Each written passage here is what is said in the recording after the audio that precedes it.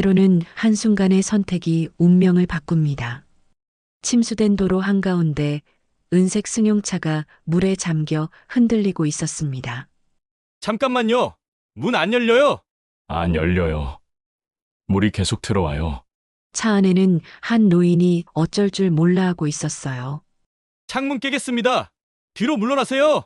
유리가 산산조각 나며 물속으로 흩어졌습니다. 이쪽으로 나오세요. 허리까지 차오른 찬물 속에서 도윤은 온 힘을 다해 노인을 업고 안전한 두구로 올라갔습니다. 고맙네. 그런데 이름이 뭔가? 한도윤입니다. 그 이름 잊지 않겠네. 하지만 이것은 시작에 불과했습니다. 진짜 이야기는 지금부터입니다. 오늘 사연 시작하기 전에 무료 버튼인 구독과 좋아요 부탁드립니다. 경기 북부 산업단지 한켠에 자리한 낡은 전자부품 공장은 새벽부터 밤늦게까지 기계음이 멈추지 않았습니다. 오래된 건물의 회색 외벽에는 세월의 흔적이 고스란히 남아 있었고 공장 굴뚝에서는 하루 종일 하얀 연기가 피어올랐죠. 이곳에서 하루 10시간씩 납땜 인두를 잡고 있는 24살 한도윤은 계약직 1년차였습니다. 아침 7시 30분 도윤은 어김없이 공장 정문을 통과했습니다. 낡은 출입카드를 찍는 삐소리와 함께 하루가 시작되었죠. 락커에서 작업복을 꺼내 입을 때마다 코끝을 찌르는 기름 냄새와 납땜 연기 냄새가 올라왔습니다. 작업복 곳곳에는 지워지지 않는 솔더 자국들이 박혀 있었어요. 어제의 흔적, 그제의 흔적, 그리고 수많은 어제들의 흔적이 겹겹이 쌓여 있었습니다. 오늘도 100개는 해야겠네. 도윤은 자신의 작업대 앞에 서서 혼잣말을 중얼거렸습니다. 디귿자 형태로 배치된 작업대 위에는 수백 개의 작은 전자부품들이 플라스틱 통에 담겨 있었어요. 동그란 저항, 네모난 콘덴서, 길쭉한 다이오드들이 각각의 자리에서 도윤의 손길을 기다리고 있었습니다. 납땜 인두를 켜자 지지직 하는 소리와 함께 금속 끝부분이 달아오르기 시작했습니다. 300도가 넘는 온도에 도달하면 인두 끝에서 작은 연기가 피어올랐어요. 도윤은 첫 번째 부품을 집어들고 회로판의 정확한 위치에 올려놓았습니다. 그리고 솔더를 인두 끝에 대는 순간 익숙한 지지직 소리와 함께 하얀 연기가 코끝으로 스며들었죠. 1시간, 2시간, 3시간. 시간은 기계음과 함께 단조롭게 흘러갔습니다. 도윤의 손은 이미 기계처럼 움직이고 있었어요. 부품을 짚고 회로판에 올리고 납땜하고 다음 부품으로 넘어가는 동작이 끝없이 반복되었습니다. 때때로 솔더 연기가 너무 진해서 기침이 나오기도 했지만 작업을 멈출 수는 없었죠. 점심시간을 알리는 사이렌이 울렸습니다. 다른 동료들은 저마다 도시락을 꺼내거나 공장 앞 식당으로 향했지만 도윤은 늘 같은 곳으로 걸어갔습니다. 공장 한켠에 놓인 낡은 자판기 앞이었어요. 빨간 페인트가 여기저기 벗겨진 자판기에서는 모터 소리가 웅웅거렸습니다. 주머니에서 동전 1개를 꺼내 투입구에 넣었습니다. 딸랑하는 소리와 함께 동전이 떨어지고 곧이어 믹스커피가 뚝 떨어져 나왔죠. 뜨거운 종이컵을 양손으로 감싸쥐고 혼자 서서 마시는 커피 한 잔이 도윤의 점심 전부였습니다. 달콤하면서도 쓴맛이 혀끝에 맴돌았어요. 이것도 사치인가? 도윤은 커피를 조금씩 홀짝이며 생각했습니다.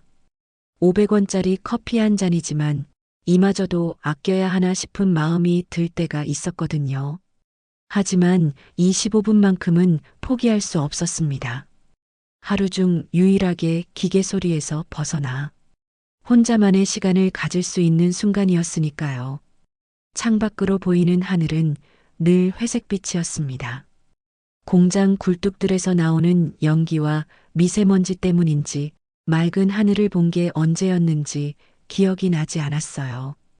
도윤은 커피를 다 마시고 빈 컵을 쓰레기통에 버렸습니다. 점심시간은 끝났고 다시 납땜 인두를 잡을 시간이었죠. 오후 4시가 넘어갈 무렵 김 과장이 도윤의 작업대로 다가왔습니다. 50대 중반의 김 과장은 늘 인상을 찌푸리고 다녔어요. 도윤 씨, 이번에도 잔업 가능하지? 목소리는 질문의 형태였지만 사실상 명령이었습니다. 예, 가능은 한데 내일 아침까진 납품 마감 아닌가요? 도윤이 조심스럽게 물었습니다. 이미 일주일째 매일 2시간씩 추가 근무를 하고 있었거든요. 손목과 어깨가 아팠지만 감이 아프다는 말은 할 수 없었어요. 그런 소리 말고 시키는 대로 해.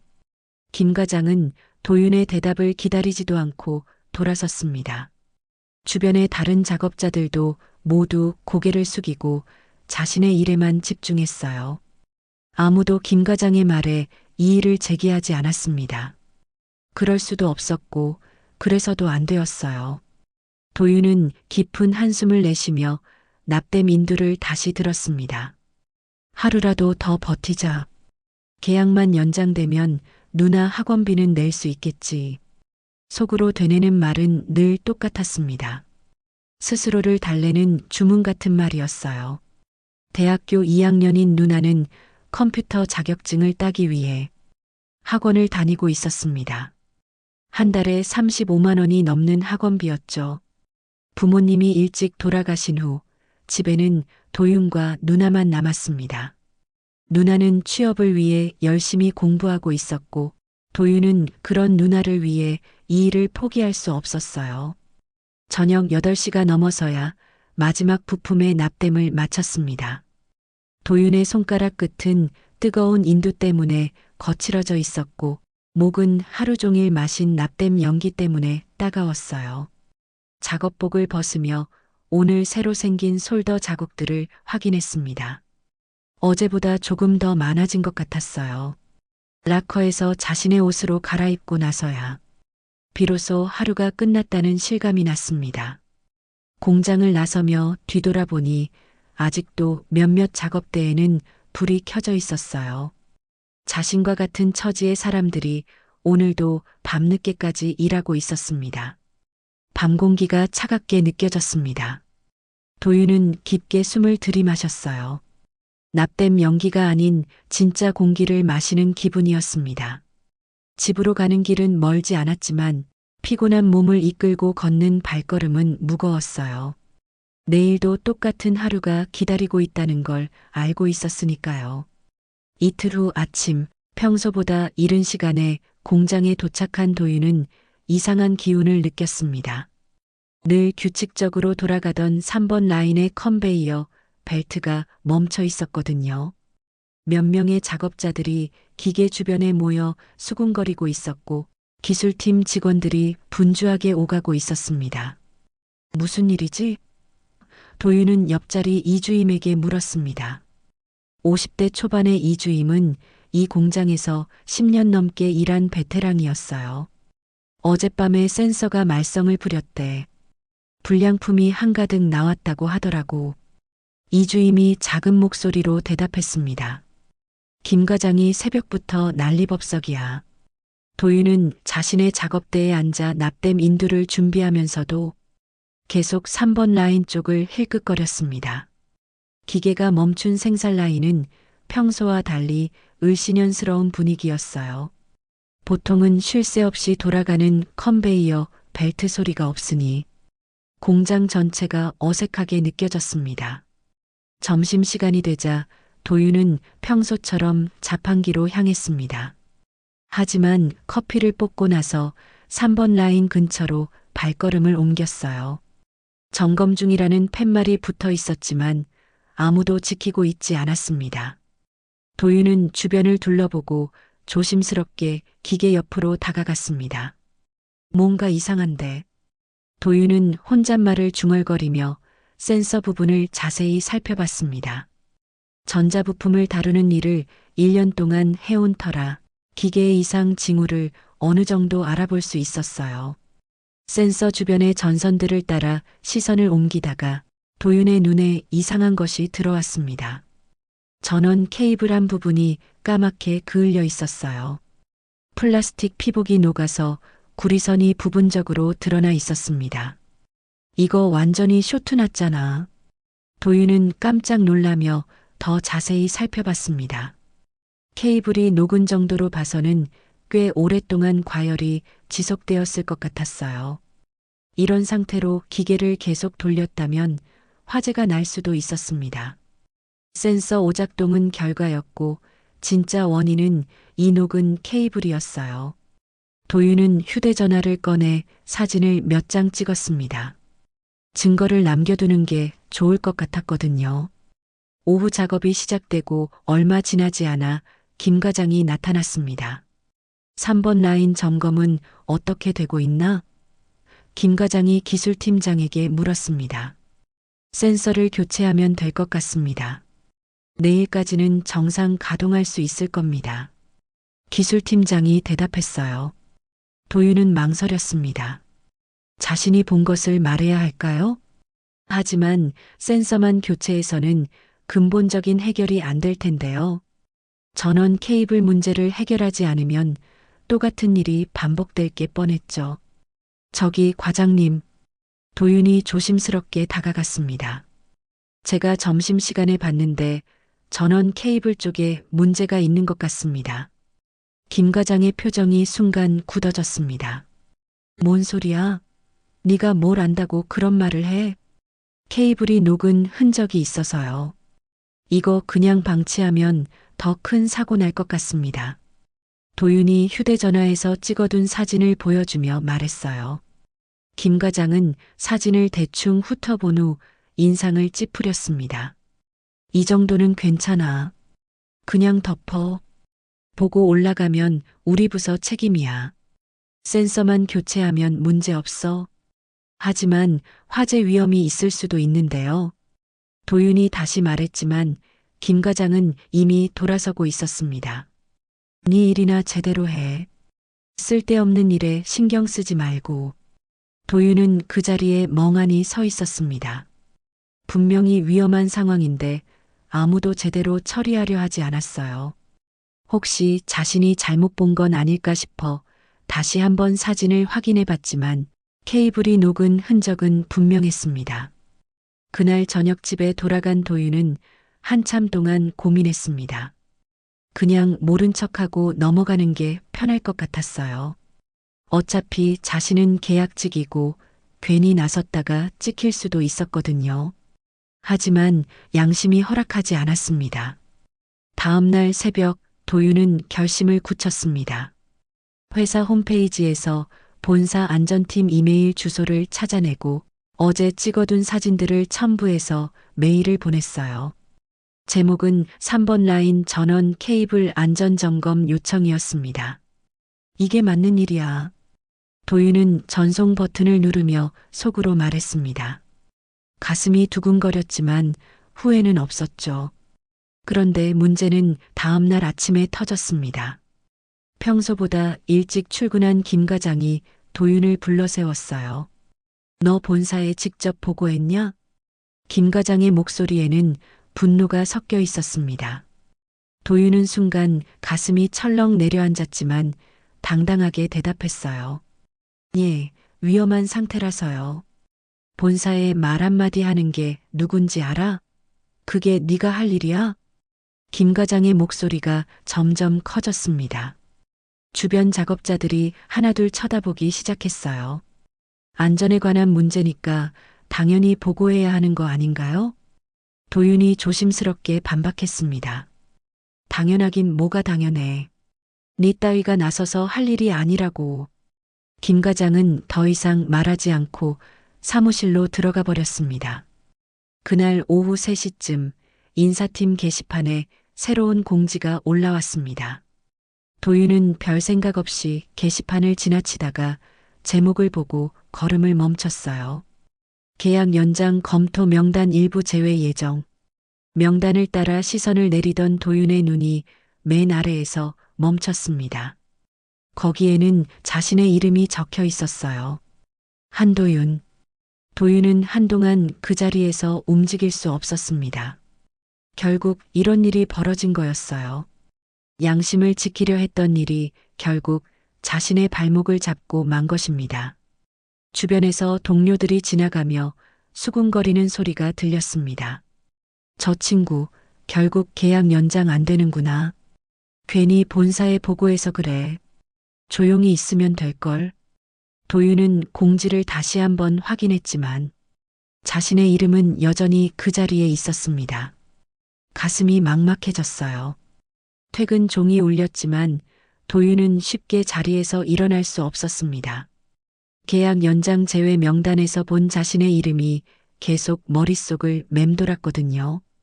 주변 동료들은 하나둘 짐을 정리하며 집으로 향했지만 도윤만 혼자 멍하니 앉아 있었죠. 평소 같으면 빨리 집에 가고 싶어 했을 텐데 오늘은 달랐어요. 집에 가서 누나에게 뭐라고 말해야 할지 막막했습니다. 이제 정말 끝이구나. 도윤은 납땜 인두를 정리하며 한숨을 내쉬었습니다. 1년 동안 매일같이 잡았던 도구들이 이제는 남의 것이 될 거라는 생각에 가슴이 먹먹했어요. 작업복을 벗으며 소매에 묻은 솔더 자국들을 바라봤습니다. 이것들도 곧 추억이 되겠죠. 손에 밴 기름때와 납땜 냄새도 시간이 지나면 사라질 텐데 그때가 되면 이 모든 게 꿈같이 느껴질까요? 락커에서 자신의 옷으로 갈아입고 나서야 비로소 현실이 실감났습니다. 누나 학원비는 어떻게 해야 할까요? 다른 일자리를 찾을 수 있을까요? 온갖 걱정이 머릿속을 가득 채웠어요. 도윤은 무거운 발걸음으로 공장 문을 나섰습니다. 평소와 똑같은 길이었지만 오늘따라 모든 게 낯설게 느껴졌죠. 하늘이 어둑어둑해지기 시작했습니다. 낮에도 흐렸던 구름이 점점 짙어지더니 저 멀리서 번개가 번쩍이는 게 보였어요. 곧 비가 올 것 같았죠. 도윤은 걸음을 재촉했지만 집까지는 아직 한참 남아 있었어요. 급하게 걸으면서도 머릿속은 온통 복잡한 생각들로 가득했습니다. 첫 번째 빗방울이 이마에 떨어진 순간 하늘이 갑자기 어두워졌습니다. 구름 사이로 번개가 지그재그로 내리쳤고 곧이어 천둥 소리가 요란하게 울렸어요. 그러자 마치 하늘이 무너지는 것처럼 폭우가 쏟아지기 시작했습니다.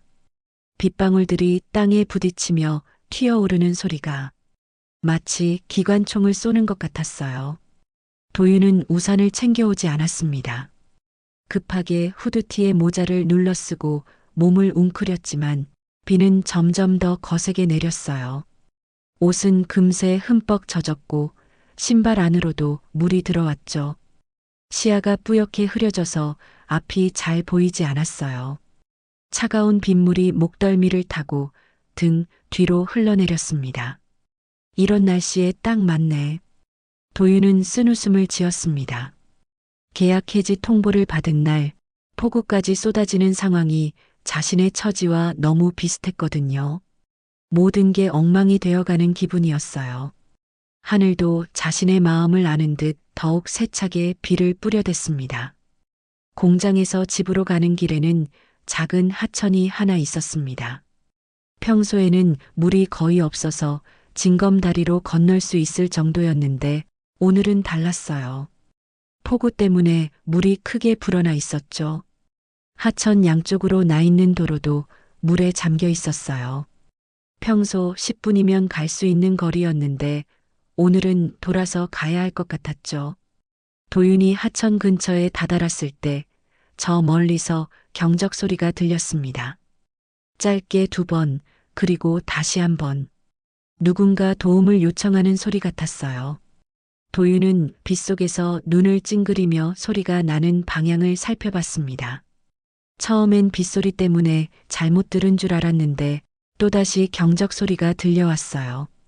침수된 도로 한가운데 은색 승용차 한 대가 멈춰 서 있었습니다.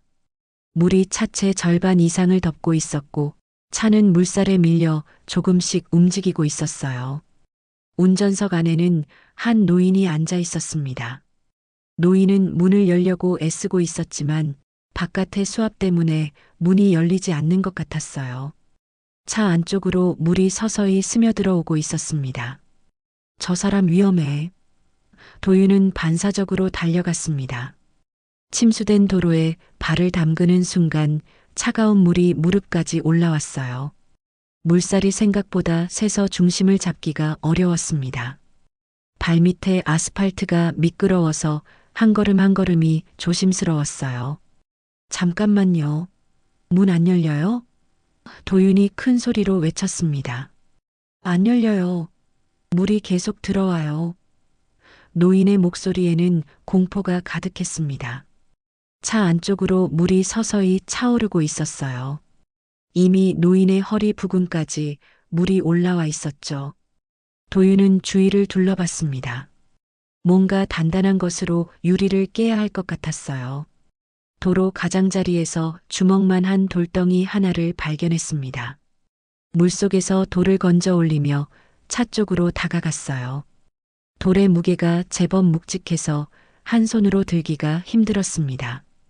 창문 깨겠습니다. 조금만 뒤로 물러나세요. 도윤이 소리쳤습니다.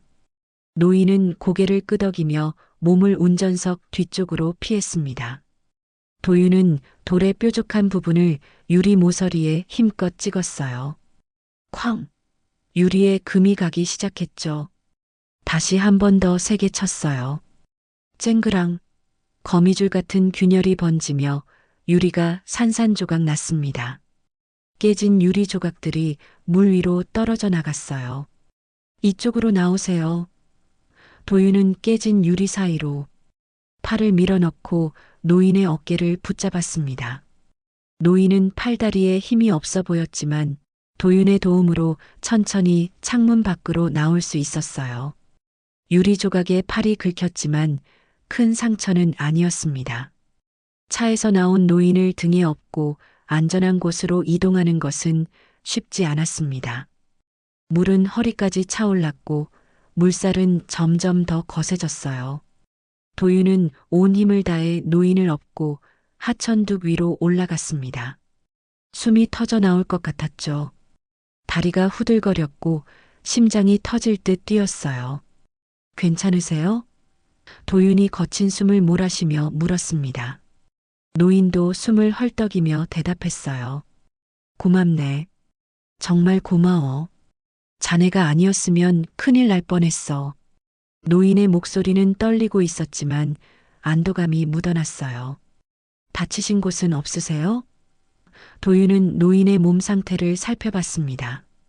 다행히 외상은 없어 보였어요. 다만 옷이 흠뻑 젖어서 추위에 떨고 있었습니다. 괜찮네. 그런데 이름이 뭔가? 노인이 물었습니다. 한도윤입니다. 노인은 젖은 손으로 도윤의 손을 꽉 잡았습니다. 그 이름 잊지 않겠네. 정말 고맙다.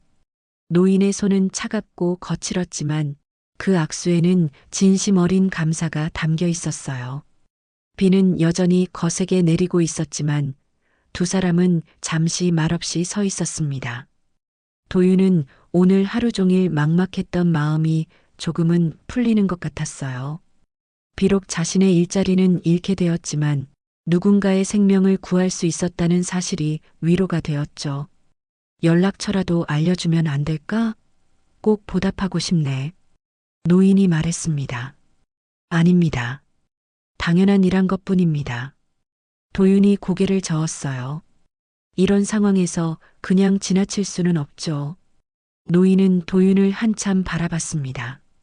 그 눈빛에는 깊은 감사함이 담겨 있었어요. 자네 같은 사람이 있다는 게 참 다행이네. 구급차와 견인차가 도착한 후에야 두 사람은 헤어졌습니다. 도윤은 집으로 가는 길에 오늘 있었던 일들을 되돌아봤어요. 계약 해지 통보를 받았던 절망감과 노인을 구했던 뿌듯함이 교차했습니다. 적어도 후회하지 않을 일은 했구나. 도윤은 비에 젖은 채로 걸으며 혼잣말했어요. 폭우가 지나간 이틀 후 도윤은 평소와 같이 출근했습니다. 노인을 구했던 그날의 일은 마치 꿈처럼 느껴졌어요. 젖었던 옷은 말랐지만 마음속 깊은 곳에는 뭔가 따뜻한 것이 남아 있었죠. 비록 계약 연장은 어려워 보였지만 적어도 사람다운 일을 했다는 생각에 조금은 위로가 되었어요. 아침 일찍 작업대에 앉아 납땜 인두를 준비하고 있는데 인사팀 직원이 다가왔습니다. 도윤 씨, 잠깐 인사팀으로 와주세요. 평소보다 딱딱한 목소리였어요. 도윤은 가슴이 뜨끔했지만 조용히 따라갔습니다. 인사팀 사무실은 차가운 형광등 불빛으로 가득했습니다. 인사팀장 박 과장이 서류를 정리하며 앉아 있었어요. 도윤이 들어서자 박 과장은 고개도 들지 않고 말했습니다. 앉으세요. 무슨 일인지요? 도윤이 조심스럽게 물었습니다. 박 과장은 그제야 고개를 들고 도윤을 바라봤습니다. 표정이 무표정했어요. 도윤 씨, 이번 달까지만 근무해 주세요. 도윤은 순간 귀를 의심했습니다. 예, 계약 연장 이야기 나왔던 거 아니었습니까? 목소리가 떨렸어요. 이미 예상했던 일이지만 막상 들으니 머리가 하얗게 변했습니다. 공장장님 판단으로 안전규정 위반으로 결재가 났어요. 박 과장은 서류를 넘기며 무덤덤하게 말했습니다. 마치 일상적인 업무를 처리하는 것처럼 느껴졌어요. 제가 뭘 위반했죠? 도윤의 목소리가 높아졌습니다. 안전규정 위반이라니 말도 안 되는 소리였어요. 오히려 자신은 안전 문제를 제기했던 사람이었는데요. 지난번 설비 점검 때 매뉴얼 안 지켰다고 하시던데요. 박 과장이 서류에서 눈을 떼지 않고 대답했습니다. 도윤은 멍해졌어요. 그건 김 과장님이 말을 끝까지 하려던 순간 박 과장이 손을 들어 막았어요. 그만하시죠. 정해진 일입니다. 서류 여기 사인해 주시고 오늘부터 정리 기간입니다. 도윤은 눈앞의 서류를 바라봤습니다. 계약 종료 통지서라고 적힌 제목이 눈에 들어왔어요. 손이 떨려서 펜을 제대로 잡을 수가 없었죠. 이건 아니잖아요. 제가 뭘 잘못했다고요? 회사 방침입니다. 더 이상 말씀드릴 게 없어요. 박 과장은 시계를 보며 말했습니다. 마치 빨리 끝내고 싶어 하는 표정이었어요. 도윤은 억지로 펜을 잡고 자신의 이름을 적었습니다. 글씨가 삐뚤빼뚤했지만 어쩔 수 없었어요. 서명을 하는 순간 정말로 모든 게 끝났다는 실감이 났죠. 그럼 오늘부터 개인 물품 정리해 주시고 이번 달 말일까지만 출근해 주세요. 박 과장이 서류를 빼앗듯 가져가며 말했습니다. 도윤은 무거운 발걸음으로 인사팀을 나왔습니다. 복도를 걸어가는데 동료들의 시선이 느껴졌어요. 벌써 소문이 난 것 같았죠. 귓속으로 수군거리는 소리가 들려왔어요. 그 친구 결국 잘렸대. 괜히 본사에 보고해서 그래. 조용히 있으면 될걸. 도윤은 고개를 숙이고 자신의 작업대로 돌아갔습니다. 평소와 똑같은 자리였지만 이제는 모든 게 달라 보였어요. 납땜 인두, 솔더, 각종 부품들이 더 이상 자신의 것이 아니라는 생각에 마음이 아팠습니다. 이주임이 조심스럽게 다가왔습니다. 도윤아, 들었다. 참 안 됐네. 목소리에는 동정이 섞여 있었지만 그것마저 도윤에게는 상처가 되었어요. 형, 전 뭘 잘못한 건가요? 도윤이 물었습니다. 이주임은 한참 망설이다가 작은 목소리로 말했어요. 여기선 말 안 하는 게 미덕이야. 너 같은 친구가 귀하긴 한데 현실은 그렇지 않아. 도윤은 고개를 끄덕였습니다. 이주임의 말이 맞았어요. 하지만 받아들이기는 어려웠습니다. 왜 정직한 것이 잘못이 되어야 할까요? 왜 안전을 걱정하는 것이 문제가 되어야 할까요? 점심시간이 되었지만 도윤은 식욕이 없었습니다. 대신 평소처럼 자판기로 향했어요. 커피 한 잔이라도 마시며 마음을 정리하고 싶었죠. 동전을 넣고 버튼을 누르는데 오늘따라 커피가 나오는 소리가 더 시끄럽게 들렸어요. 뜨거운 커피를 들고 창밖을 바라봤습니다. 며칠 전 폭우가 지나간 후 하늘은 맑아져 있었죠. 그날 밤 노인을 구했던 일이 떠올랐습니다. 그때는 옳은 일을 했다는 뿌듯함이 있었는데 지금은 그마저도 무색해져 버렸어요. 오후 작업 시간에도 도윤은 제대로 집중할 수 없었습니다. 납땜 인두를 들고 있어도 손에 힘이 들어가지 않았어요. 머릿속은 온통 앞으로의 일들로 가득했습니다. 다른 일자리를 어떻게 구해야 할까요? 누나 학원비는 어떻게 해야 할까요? 김 과장이 지나가면서 도윤을 힐끗 봤습니다. 승리한 사람의 표정이었어요. 도윤은 그 시선을 견딜 수 없어서 고개를 돌렸습니다. 분명히 자신이 옳은 일을 했는데 왜 이런 기분이 들어야 할까요? 퇴근 시간이 되자 도윤은 마지막으로 납땜 인두를 내려놓았습니다. 1년 동안 매일 같이 잡았던 도구였어요. 손에 익숙한 무게감이 이제는 그리워질 것 같았죠. 작업복 주머니에서 납땜 냄새가 밴 장갑을 꺼내 벗었어요. 락커에서 개인 물품들을 정리하기 시작했습니다. 여벌 작업복, 개인용 공구 몇 개, 그리고 누나가 사준 도시락통이 전부였어요. 많지 않은 물건들이었지만 하나하나 꺼낼 때마다 가슴이 아팠습니다. 마지막으로 사물함 문을 닫으며 도윤은 혼잣말했어요. 누가 봐도 억울한데 아무도 나서주지 않는다. 목소리에는 체념이 섞여 있었어요.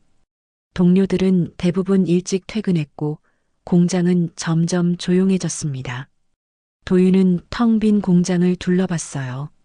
내일부터도 여기서 일은 계속될 텐데 자신만 없을 거라는 생각에 서글펐습니다. 집으로 가는 길, 도윤은 발걸음이 무거웠습니다. 누나에게 뭐라고 말해야 할지 아직도 정하지 못했어요. 걱정을 끼치고 싶지 않았지만 숨길 수도 없는 일이었죠. 한숨이 절로 나왔어요. 도윤이 무거운 마음으로 집에 돌아간 그날 저녁, 공장에서는 전혀 다른 분위기가 흐르고 있었습니다. 대부분의 직원들이 퇴근한 오후 9시쯤 김 과장과 관리부장 최 부장이 사무실에 남아 있었어요. 책상 위에는 맥주캔 몇 개가 놓여 있었고 두 사람의 얼굴에는 만족스러운 미소가 번지고 있었습니다. 이제 좀 시원하네. 김 과장이 맥주를 한 모금 마시며 말했어요. 그 도윤이라는 애 때문에 골치 아팠는데. 최 부장도 웃으면서 고개를 끄덕였어요. 본사에서 연락 왔을 때는 정말 식은땀 났잖아. 안전 점검 나온다고 해서 얼마나 당황했는데. 다행히 우리가 먼저 조치했지. 김 과장이 서류를 뒤적거리며 말했어요. 안전규정 위반이라고 하니까 본사에서도 더 이상 묻지 않더라고. 두 사람은 낄낄거리며 웃었습니다. 마치 큰일을 해낸 것처럼 기뻐하고 있었어요. 사무실 밖은 조용했지만 안에서는 그들만의 축제가 벌어지고 있었죠. 그런데 그 애가 정말 순진하긴 하다니까. 최 부장이 손을 흔들며 말했습니다. 계약직 주제에 본사에 직접 보고하다니. 어떻게 그런 생각을 할 수 있어? 요즘 젊은 애들이 다 그래. 현실을 모르고 정의감만 앞서. 김 과장이 비웃듯 말했어요. 회사가 어떻게 돌아가는지도 모르면서 나대려고 하니까. 최 부장이 맥주캔을 따면서 말을 이었습니다. 본사 쪽도 이제 잠잠하겠죠? 문제 제기한 직원을 해고했다고 보고했으니까. 당연하지. 이제 아무도 우리한테 뭐라고 안 할 거야. 그 도윤인가 하는 애 괜히 나섰다가 자기 무덤 팠지. 그들에게는 도윤의 해고가 하나의 게임에서 이긴 것 같은 기분이었어요. 한 사람의 인생이 무너진다는 사실은 전혀 생각하지 않고 있었죠. 이런 애는 미리 잘라야 깔끔해. 나중에 더 큰 문제 만들기 전에 말이야. 사무실 창문 너머로는 공장의 야간 작업 등들이 깜빡이고 있었습니다. 내일도 모레도 계속될 일상이었죠. 하지만 그 일상에서 도윤만은 제외될 예정이었어요. 두 사람은 그 사실을 만족스러워하고 있었습니다. 그나저나 3번 라인 케이블 문제는 어떻게 할 거야? 최 부장이 갑자기 진지한 표정으로 물었습니다. 김 과장이 어깨를 으쓱했어요. 그냥 덮고 가지 뭐. 센서만 갈면 당분간은 문제 없을 거야. 케이블까지 교체하려면 예산이 얼마나 들어가는데. 혹시 나중에 문제되면? 최 부장의 목소리에 살짝 걱정이 묻어났어요. 문제 제기할 놈도 없는데 뭐가 문제야? 김 과장이 웃으며 대답했습니다. 이제 조용해질 거야. 다른 직원들도 다 봤을 테니까 괜히 나섰다가 어떻게 되는지. 두 사람은 밤늦게까지 맥주를 마시며 이야기를 나눴어요. 자신들의 처신이 얼마나 영리했는지, 도윤의 행동이 얼마나 어리석었는지에 대해 계속 떠들어댔어요. 마치 자신들이 승리자가 된 것처럼 기뻐했죠. 한편 집에 돌아간 도윤은 누나에게 회사 일을 말하지 못하고 있었습니다. 누나는 평소처럼 책을 보며 공부하고 있었고, 도윤은 방 한쪽에 앉아 복잡한 생각에 잠겨 있었어요. 어떻게 말을 꺼내야 할지 몰라서 계속 망설이고 있었습니다. 도윤아, 뭔가 걱정 있어? 표정이 안 좋은데. 누나가 책에서 고개를 들며 물었어요. 아니야, 괜찮아. 정말 괜찮아? 회사에서 무슨 일 있었어? 누나의 목소리에는 걱정이 가득했습니다. 도윤은 한참 망설이다가 결국 고개를 저었어요. 나중에 이야기할게. 지금은 공부나 열심히 해. 그날 밤 도윤은 잠을 이루지 못했습니다. 천장을 바라보며 온갖 생각들이 머릿속을 스쳐 지나갔어요. 내일부터 어떻게 해야 할까? 다른 일자리를 구할 수 있을까? 누나 학원비는 어떻게 마련해야 할까? 다음 날 아침 도윤은 평소보다 일찍 일어났습니다. 마지막 출근길이라는 생각에 마음이 무거웠어요. 어제와 똑같은 길을 걸어가면서도 모든 게 달라 보였습니다. 이제 며칠 후면 이 길을 걷지 않아도 되겠죠. 공장에 도착했을 때는 아직 이른 시간이었습니다. 경비실 아저씨가 도윤을 보고 고개를 끄덕였어요. 일찍 왔네. 평소와 다를 바 없는 인사였지만 도윤에게는 마지막이 될 수도 있는 인사였죠. 작업복으로 갈아입고 자신의 자리에 앉았습니다. 납땜 인두를 켜고 오늘도 반복될 작업을 준비했어요. 하지만 마음은 복잡했습니다. 며칠 후면 이 모든 게 추억이 될 거라는 생각에 서글펐어요. 오전 9시쯤 경비실 쪽에서 웅성거리는 소리가 들려왔습니다. 저게 뭐야? 웬 고급차들이 저렇게 많이 왔어? 작업자들이 하나둘 창밖을 내다보기 시작했어요. 도윤도 고개를 들어 창밖을 바라봤습니다.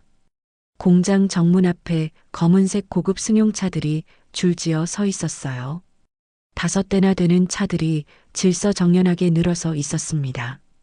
평소에는 볼 수 없는 광경이었죠. 누가 온 거야? 본사에서 감사 나온 건가? 저런 차는 처음 봐.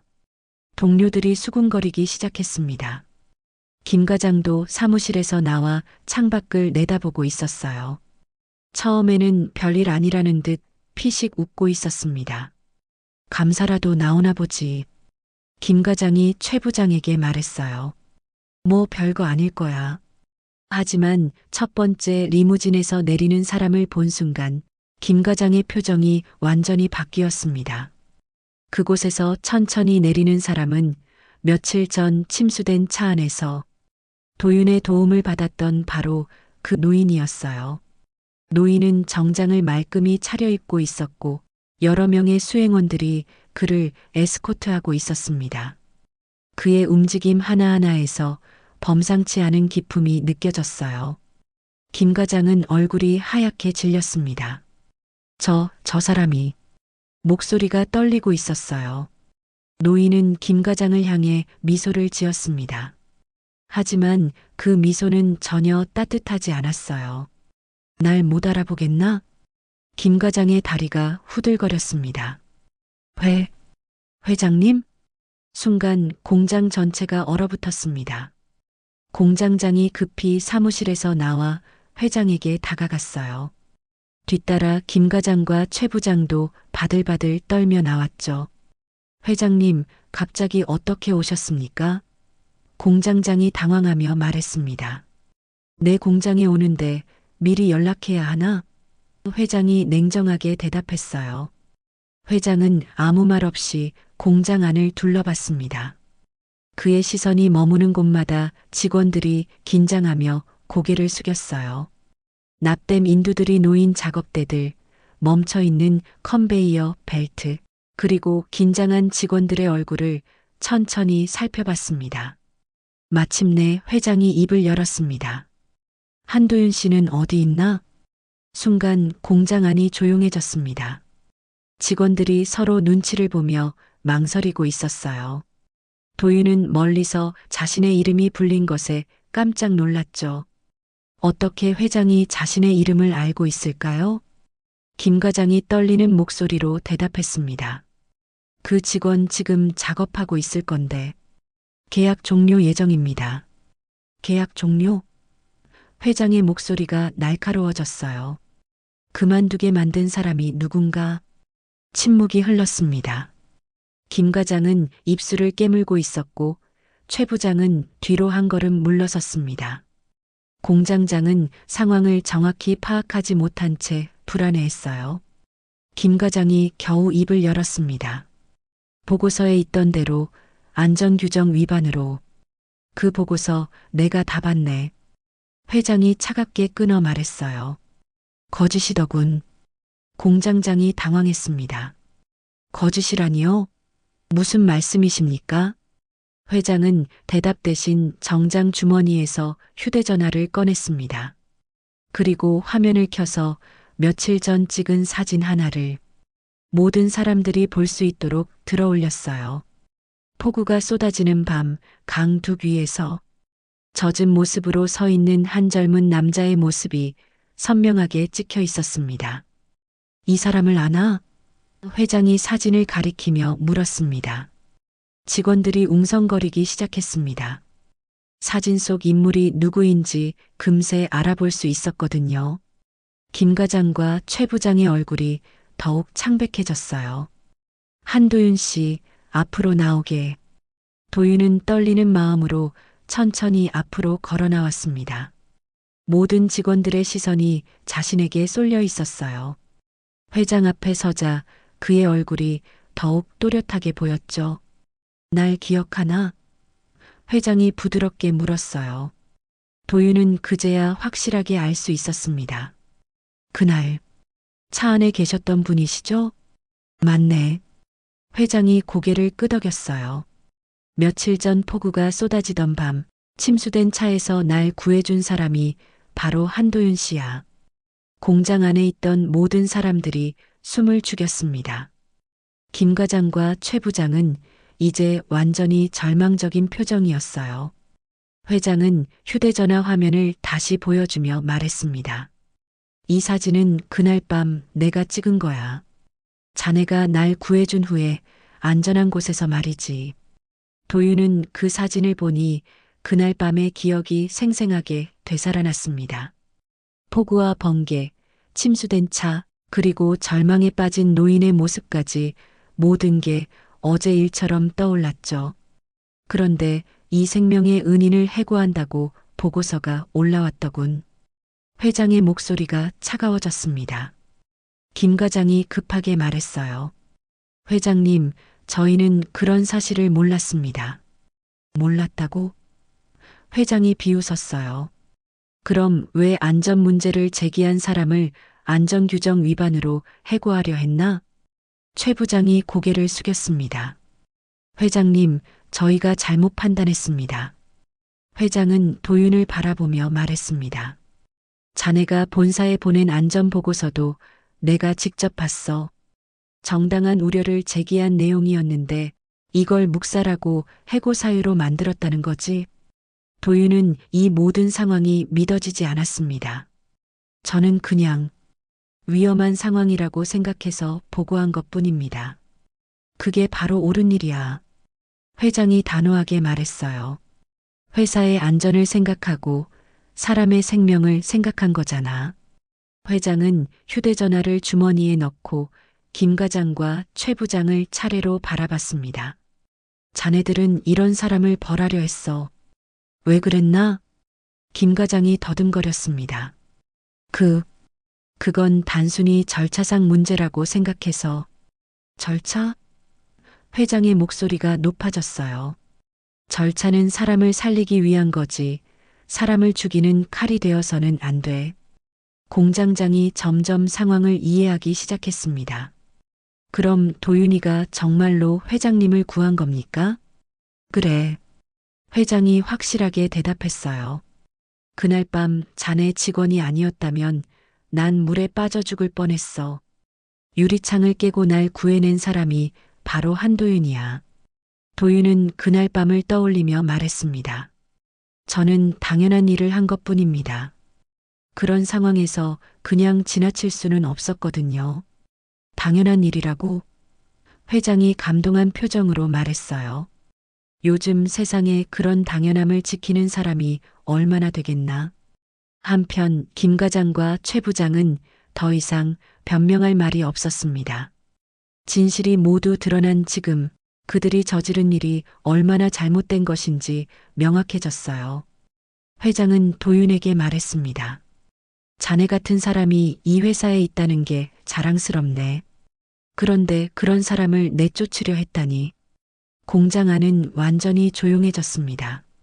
진실이 밝혀진 지금 모든 것이 달라지기 시작했습니다. 한 장의 사진과 회장의 증언으로 도윤의 억울함이 완전히 풀렸죠. 회장은 도윤을 바라보며 깊은 한숨을 내쉬었습니다. 자네 이름을 해고 명단에서 봤을 때 세상이 참 잔인하다는 생각이 들었지. 도윤은 고개를 숙였습니다. 저는 그냥 옳다고 생각하는 일을 했을 뿐입니다. 그게 바로 문제야. 회장이 단호하게 말했어요. 옳은 일을 한 사람이 벌을 받는 세상이라니. 회장은 천천히 정장 주머니에서 서류 한 장을 꺼냈습니다. 도윤의 해고 통지서였어요. 그리고 그것을 모든 사람들이 보는 앞에서 천천히 찍기 시작했습니다. 지지직 소리와 함께 서류가 두 동강 나고 다시 네 조각으로 찢어졌어요.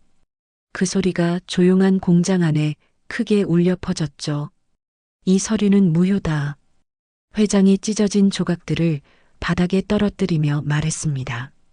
흰 종이 조각들이 바닥에 흩어지는 모습을 모든 직원들이 지켜봤죠. 김 과장과 최 부장은 그 광경을 보며 절망적인 표정을 지었어요. 어제까지만 해도 승리했다고 생각했던 일이 완전히 뒤바뀌고 있었습니다. 두 사람의 얼굴에서는 피가 쏙 빠져 있었어요. 회장은 공장장을 바라봤습니다. 공장장, 자네는 관리 감독 책임으로 강등 처분한다. 앞으로 한 달간 급여 삭감이다. 공장장이 고개를 깊이 숙였습니다. 죄송합니다. 제가 제대로 관리하지 못했습니다. 목소리가 떨렸어요. 하지만 해고가 아닌 것만으로도 다행이라는 안도감이 느껴졌습니다. 하지만 자네는 속은 거니까 이 정도로 끝내겠어. 회장이 말을 이었어요. 앞으로는 이런 일이 없도록 제대로 관리하게. 공장장이 안도의 표정을 지으며 대답했습니다. 네, 다시는 이런 일이 없도록 하겠습니다. 앞으로는 모든 보고를 직접 확인하겠습니다. 이제 회장의 시선이 김 과장과 최 부장에게 향했습니다. 두 사람은 바들바들 떨고 있었죠. 회장의 차가운 시선을 받으며 식은땀을 흘리고 있었어요. 도윤 씨를 모함한 관리직 2명은 내일부터 출근하지 말게. 회장의 목소리가 차가웠습니다. 마치 얼음처럼 차가운 단어들이 하나하나 명확하게 전달되었어요. 김 과장이 급히 앞으로 나섰습니다. 회장님, 저희에게 한 번만 더 기회를. 목소리가 간절했지만 이미 늦었어요. 기회? 회장이 비웃었어요. 자네들이 도윤 씨에게 기회를 줬나? 그 친구가 안전을 걱정해서 보고했을 때 들어줬나? 최 부장도 떨리는 목소리로 말했습니다. 회장님, 저희가 잘못 생각했습니다. 다시는. 하지만 변명은 공허했어요. 다시는이 없어. 회장이 단호하게 말했어요. 사람 하나의 양심을 해친 대가는 월급보다 무겁네. 김 과장은 바닥만 바라봤습니다. 평소 직원들 앞에서 보이던 그 위풍당당한 모습은 온데간데 없었어요. 어제까지만 해도 자신이 얼마나 영리한지 자랑스러워했던 일이 완전히 뒤바뀌어 버렸습니다. 권력의 허상이 한순간에 무너지는 순간이었죠. 최 부장도 더 이상 변명할 말이 없었습니다. 두 사람은 고개를 숙인 채 서 있을 뿐이었어요. 어젯밤 맥주를 마시며 나눈 자축의 대화가 무색해졌어요. 도윤은 이 모든 상황이 믿어지지 않아 말을 잃었습니다. 며칠 전까지만 해도 해고 통보를 받고 절망에 빠져 있었는데 이제 상황이 완전히 역전되었어요. 마치 꿈을 꾸는 것 같았습니다. 회장은 도윤에게 다가가 어깨에 손을 올렸습니다. 자네가 한 일이 무엇인지 아나? 저는 그냥 당연한 일을 했을 뿐입니다. 도윤이 조심스럽게 대답했어요. 아직도 이 모든 상황이 실감나지 않았죠. 그게 회사를 살린 거야. 회장이 단호하게 말했습니다. 만약 안전 문제를 그냥 덮어뒀다면 나중에 큰 사고가 날 뻔했어. 자네가 용기를 내지 않았다면 말이야. 회장은 공장 안을 둘러보며 모든 직원들에게 말했습니다. 이 사람이 진짜 직원이야. 회사의 미래를 생각하고 동료들의 안전을 걱정하는 사람 말이야. 직원들 사이에서 작은 박수가 터져 나왔습니다. 처음에는 조심스러웠지만 점점 커져서 공장 전체에 울려 퍼졌어요. 오늘부로 정규직으로 전환하네. 회장이 공식적으로 발표했습니다. 이 말에 박수 소리가 더욱 커졌어요. 도윤은 깜짝 놀랐습니다. 정규직이요? 저 같은 사람이. 목소리가 떨렸어요. 꿈에 그리던 정규직이 이런 식으로 이루어질 줄은 몰랐습니다. 자네 같은 사람이어야 해. 회장이 미소를 지었어요. 그리고 앞으로 이런 일이 다시는 일어나지 않게 자네가 현장 안전을 책임지게. 현장 안전 담당이요? 도윤이 더욱 놀랐습니다. 제가 그런 중요한 일을. 벅찬 마음에 말이 제대로 나오지 않았어요. 당연하지.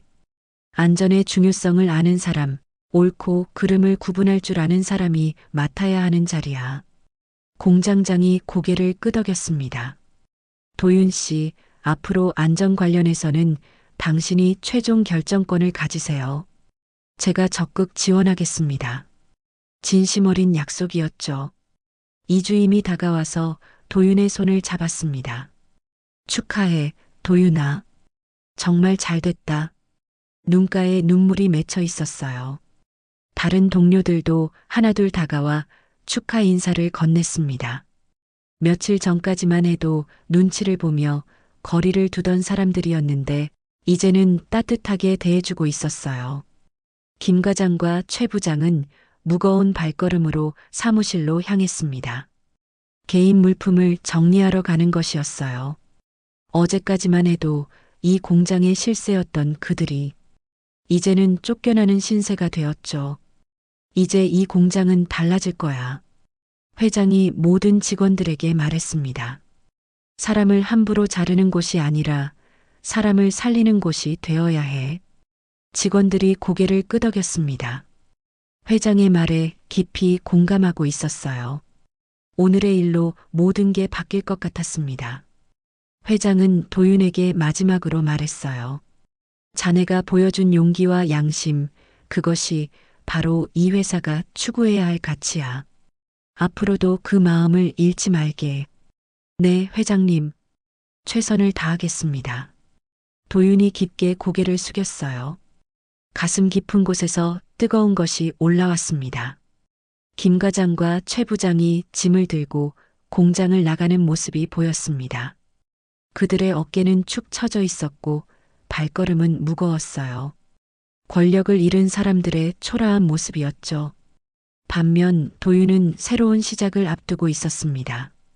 정규직 전환과 안전 담당이라는 중요한 역할까지 맡게 되었어요. 책임감이 무거웠지만 동시에 희망찬 미래가 펼쳐지고 있었습니다.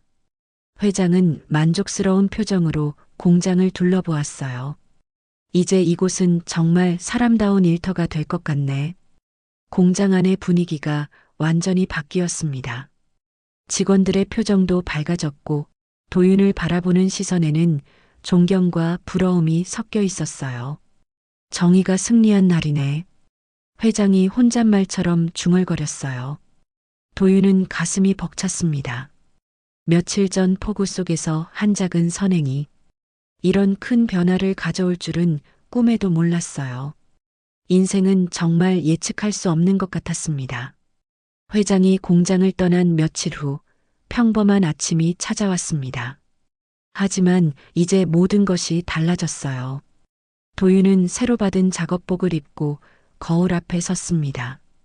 가슴에는 안전관리 담당이라고 적힌 명찰이 달려 있었죠. 며칠 전까지만 해도 꿈꿀 수 없었던 일이었습니다.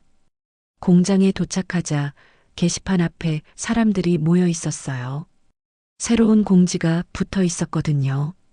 공지 한도윤 씨 정규직 전환 및 안전관리 담당 발령. 공지문을 본 직원들이 수군거리기 시작했습니다. 하지만 이번에는 비웃음이 아닌 축하의 말들이었어요. 도윤이 정말 잘 됐네. 이제 우리도 안전하게 일할 수 있겠어. 식당 아주머니가 도윤을 보며 활짝 웃었습니다. 도윤 씨, 결국 정규직 됐네. 축하해. 진짜 일 잘하더라. 옆에 서 있던 다른 아주머니도 고개를 끄덕였어요. 응, 이제 이 공장도 좀 사람 사는 데 같아졌어. 도윤은 부끄러운 마음에 고개를 숙였습니다. 하지만 가슴 한편으로는 뿌듯함이 올라왔어요. 자신의 작업대로 향하는 길에 동료들이 하나둘 인사를 건넸습니다. 며칠 전까지만 해도 눈치를 보던 사람들이었는데 이제는 편안하게 대해주고 있었어요. 도윤아, 고생 많았어. 이주임이 어깨를 두드리며 말했습니다. 형, 저는 당연한 일을 한 것뿐인데요. 도윤이 겸손하게 대답했어요. 그게 쉬운 일이 아니야. 요즘 세상에 양심 지키기가 얼마나 어려운데. 도윤은 새 작업복을 정리하고 납땜 인두를 들었습니다. 같은 도구였지만 이제는 기분이 달랐어요. 더 이상 불안하지 않았고 떨리지도 않았죠. 정규직이라는 안정감과 새로운 책임감이 어깨를 든든하게 해주었거든요. 오전 작업이 한창일 때 익숙한 발걸음 소리가 들렸습니다. 회장이 다시 공장을 찾아온 것이었어요. 하지만 이번에는 직원들이 긴장하지 않았습니다. 며칠 전과는 완전히 다른 분위기였어요. 회장은 천천히 도윤의 작업대로 다가왔습니다. 이제 좀 웃는 얼굴이 됐네. 도윤이 고개를 들어 회장을 바라봤어요. 예, 회장님. 정말 감사합니다. 감사할 건 나야. 회장이 미소를 지었어요. 자네 덕분에 이 공장이 달라졌으니까. 도윤은 납땜 인두를 내려놓고 정중하게 인사했어요. 하지만 그날 회장님을 구한 건 그냥 사람으로서 당연한 일이었습니다. 그래, 그게 바로 진짜 사람이네. 회장이 감동한 표정으로 말했어요. 회장은 공장 안을 둘러보며 만족스러워했습니다.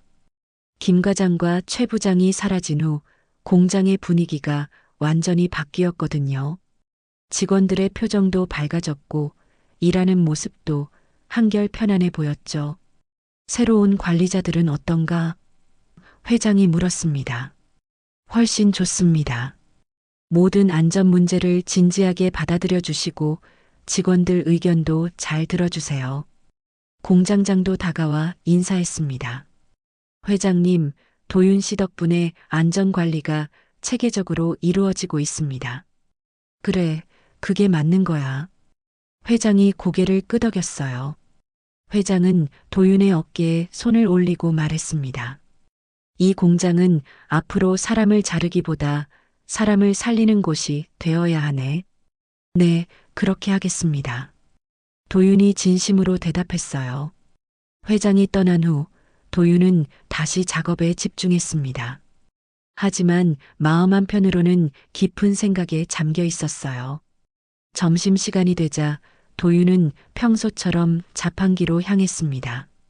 하지만 이번에는 혼자가 아니었어요. 동료들이 함께 어울렸거든요. 도윤아, 이제 좀 여유가 생겼지? 이주임이 물었습니다. 네, 정규직이 되니까 마음이 편해졌어요. 도윤이 웃으며 대답했어요. 누나 학원비 걱정도 없겠네. 네, 이제는 누나가 마음 놓고 공부할 수 있을 것 같아요. 오후 작업이 시작되자 도윤은 새로운 역할에 대해 생각해 봤습니다. 안전관리 담당이라는 책임감이 무거웠지만 동시에 보람도 컸어요. 이제는 다른 사람들이 안전하게 일할 수 있도록 도울 수 있었거든요. 도윤은 고개를 숙이고 속으로 다짐했습니다. 나 같은 사람도 버텨낼 수 있는 세상이라면 누군가 또 구할 수 있겠지. 그때 공장 전체에 퇴근을 알리는 종소리가 울려 퍼졌어요. 하지만 이번에는 차갑게 느껴지지 않았습니다. 오히려 따뜻하고 희망적으로 들렸죠. 도윤은 납땜 민두를 정리하고 작업대를 깨끗하게 치웠습니다.